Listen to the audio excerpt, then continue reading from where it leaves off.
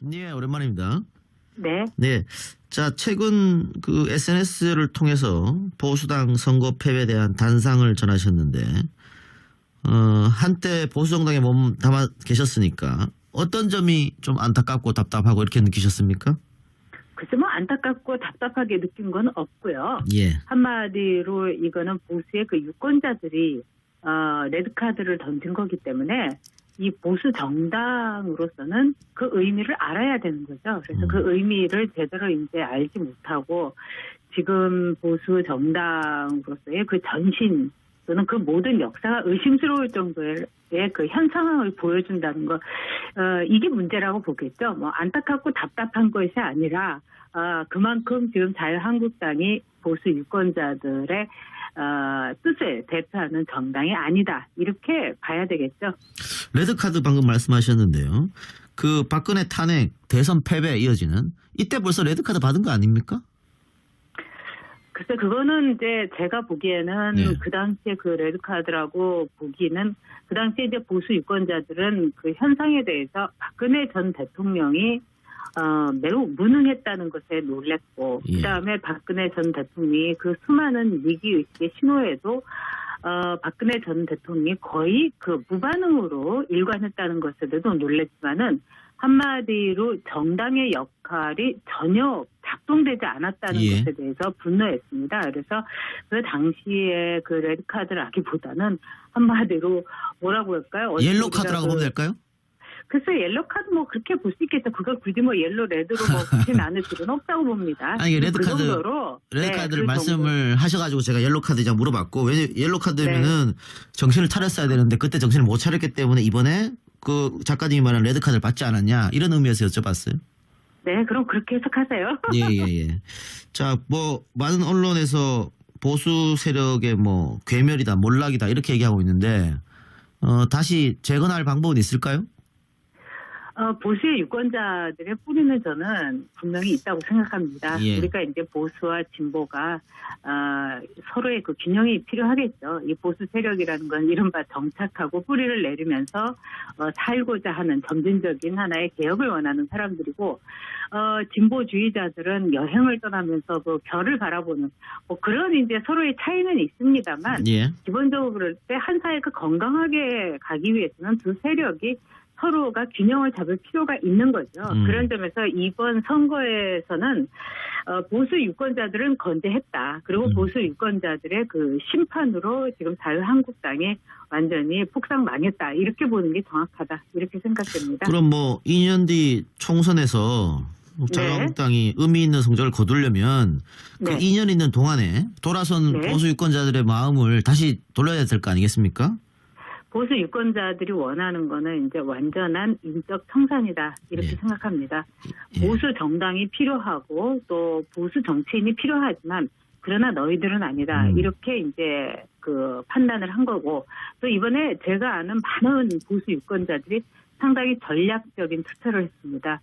이거 이대로 두다가는 안 되기 때문에 오히려 이 폭삭 망하게 해서 새로 이 판을 짜는 것이 필요하다, 이래서 굉장히 전략적인 투표를 고민하면서 한 분도 제 주변에 있었습니다. 그런 점에서 제가 볼 때는 앞으로 2년 안에 무슨 큰 결과라든가 또는 무슨 이제 큰 변화, 이게 과연 있겠느냐, 이렇게 볼 수도 있겠지만은 제 생각에는 변화의 주기라든가 또는 우리나라의 그 유권자들의 이 반응 또 판단, 이거는 지금 세상의 그 분초를 다투는 변화 속에서 같은 스피드로 가고 있다, 이렇게 봅니다. 그런 점에서 이번에 정말 자유한국당의 113명이 전원이 다음 총선 불출마라든가 적어도 3선 의원들이 손잡고서 우리는 더 이상 다음 총선에는 출마하지 않는다, 이런 어떤 특단의 대책을 보여주지 않는 한은 이제 2년 뒤에도 지금과 같은 그 50석 정도를 계산해보면 건질 수 있는 그야말로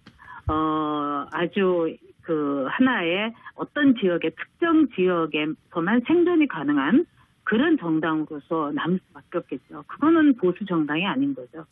그러면은 뭐 지금까지 당 뭐 지도부에 있었던 사람들은 다 물러나는 건 당연한 것이고, 또 2년 제가 뒤에 보기에는 뭐 국회에서 이 이용주 의원이 그 삼선 그 연임 금지법도 냈다고 그러는데 예. 제가 볼 때는 국회의원도 한 3선 정도 하고 좀 예. 쉬면서 예.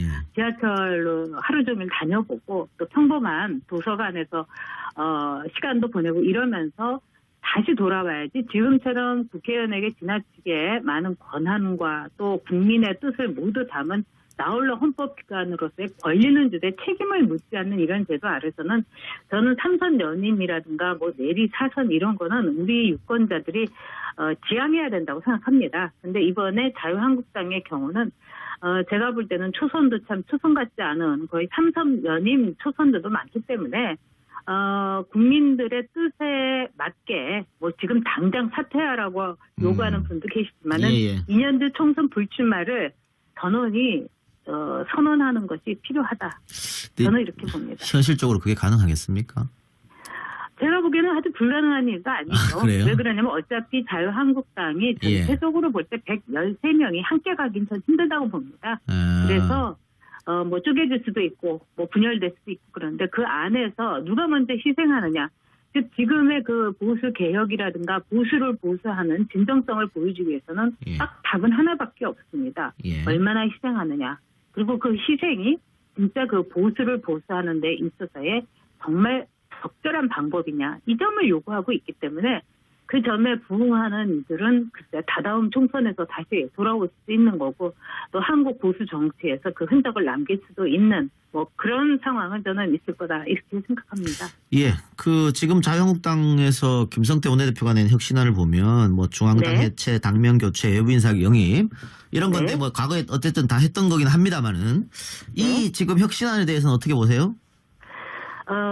정치는 그 트럼프 대통령처럼 그렇게 돈만 생각하는 게 아닙니다. 정치는 돈이 아니라 많은 사람들의 보다 나은 생활, 그 다음에 안정, 그 다음에 경제적인 그 부여 이런 것을 위해서 정치는 사실은 아주 실용적으로 존재한다 이렇게 볼 수 있는데 그 김성태 지금 권한대행이 내놓은 이른바 뭐 슬림 정당을 만들겠다, 구조조정을 하겠다.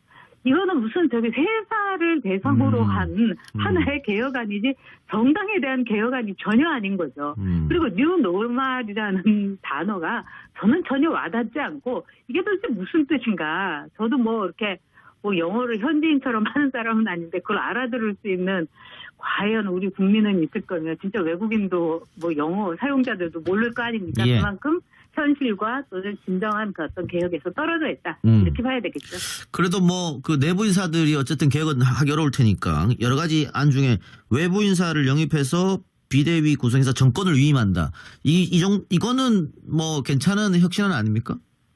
괜찮은 혁신안이 아니라 네. 지금 내려놔야지 살 수가 있는 겁니다. 그래서 정치권에서 어떻게 보면은 그 오래된 레토릭 같습니다만 사득생, 그러니까 죽으려고 해야지 이제 살 수 있는 바로 그 시점에 지금 자유한국당이 있기 때문에 이른바 이 공천권이라든가 여러 가지 또는 자산이라든가 당이 갖고 있는 이 모든 것을 내려놓는 뭐 그런 여러 가지 방법 중에 하나일 수 있겠다 이렇게 봅니다. 그 외람된 말씀입니다만 혹시 그 외부 인사 비대위원장 정권 우리 전용 작가님한테 준다 그러면 어떻게 생각 있으십니까? 아니 뭐 그런 일도 없을 거고 뭐 그런 농담을 하시니까 우리 이렇게 진지한 저녁에 아니 가능성 전혀 없지 않을 것 같은데요? 그렇지 않아요. 왜냐하면은 예. 저라는 사람은 뭐 잘 아시겠지만 친박에서 그러니까 제가 이렇게 뭐 SNS를 하게 되면 느끼는 게 저에게 굉장히 뭐 욕설이나 막 이런 걸 막 하는 분이 글을 올리면 있는데 그 중에 한 30%는 친박이고 또 나머지 한 30%는 이른바 친문들이에요. 예. 네? 예. 그렇기 때문에 자 정치라는 거는 적이 없어야 되는데 이렇게 수많은 적을 가진 사람이 무슨 비대위원장 농담도 심하시네요. 그래요. 그러면 자유한국당은 어떻게 변하는 거 뭐부터 해야 된다? 지금 작가님이 생각하시는 거 좀 현실적 조언을 하나 해주세요.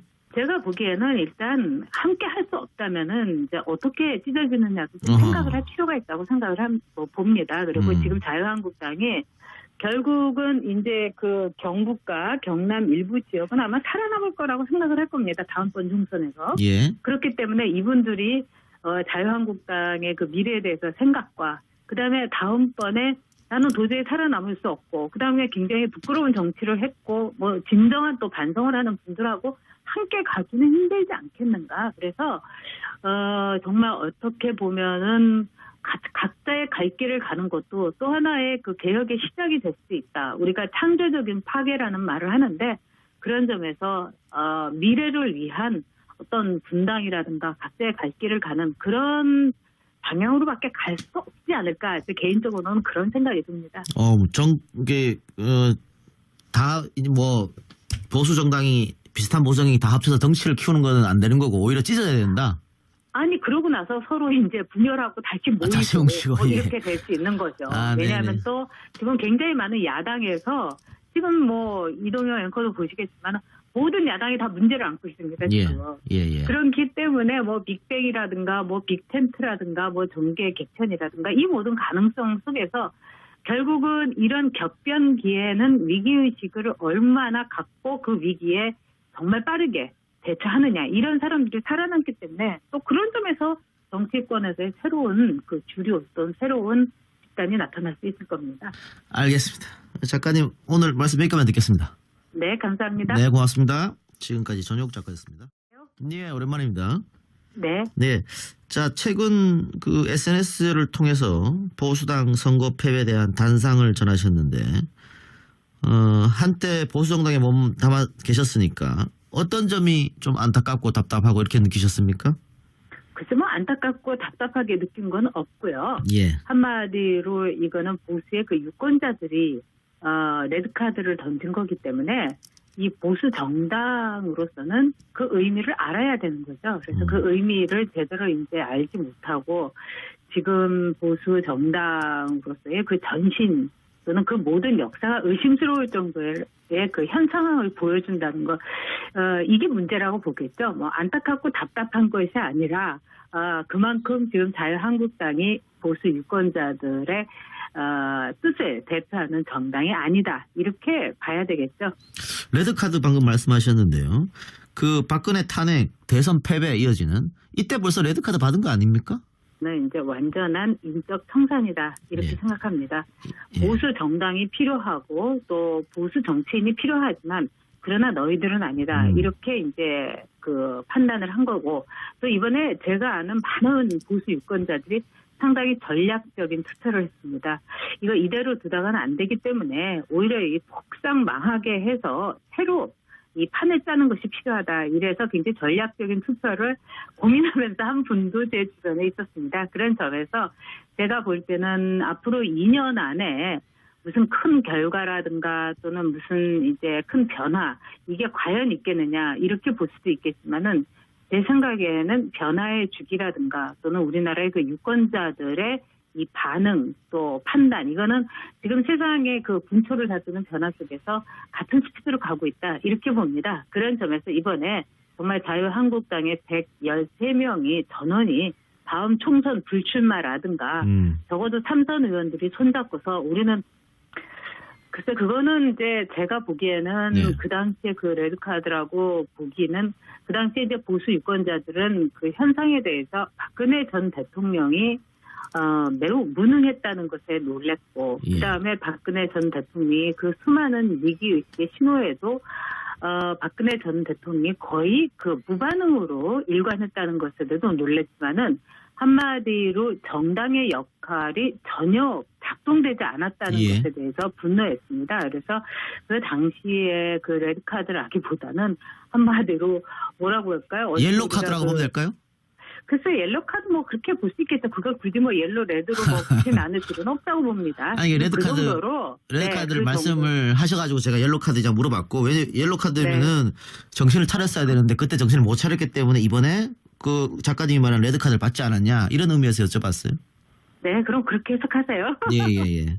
자, 뭐 많은 언론에서 보수 세력의 뭐 더 이상 다음 총선에는 출마하지 않는다. 이런 어떤 특단의 대책을 보여주지 않는 한은 이제 2년 뒤에도 지금과 같은 그 50석 정도를 계산해 보면 건질 수 있는 그야말로 아주 그 하나의 어떤 지역의 특정 지역에서만 생존이 가능한 그런 정당으로서 남을 수밖에 없겠죠. 그거는 보수 정당이 아닌 거죠.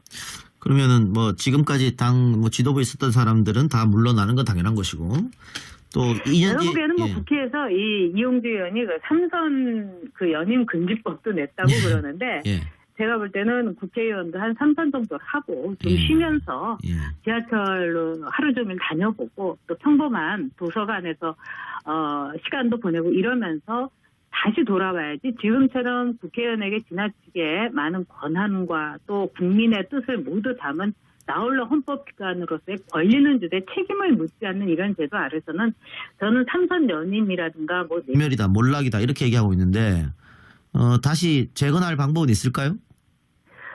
보수의 유권자들의 뿌리는 저는 분명히 있다고 생각합니다. 예. 그러니까 이제 보수와 진보가 서로의 그 균형이 필요하겠죠. 이 보수 세력이라는 건 이른바 정착하고 뿌리를 내리면서 살고자 하는 점진적인 하나의 개혁을 원하는 사람들이고 진보주의자들은 여행을 떠나면서 그 별을 바라보는 뭐 그런 이제 서로의 차이는 있습니다만 예. 기본적으로 그럴 때 한 사회가 건강하게 가기 위해서는 두 세력이 서로가 균형을 잡을 필요가 있는 거죠. 그런 점에서 이번 선거에서는 보수 유권자들은 건재했다. 그리고 보수 유권자들의 그 심판으로 지금 자유한국당이 완전히 폭삭망했다. 이렇게 보는 게 정확하다. 이렇게 생각됩니다. 그럼 뭐 2년 뒤 총선에서 자유한국당이 의미 있는 성적을 거두려면 그 네. 2년 있는 동안에 돌아선 네. 보수 유권자들의 마음을 다시 돌려야 될 거 아니겠습니까?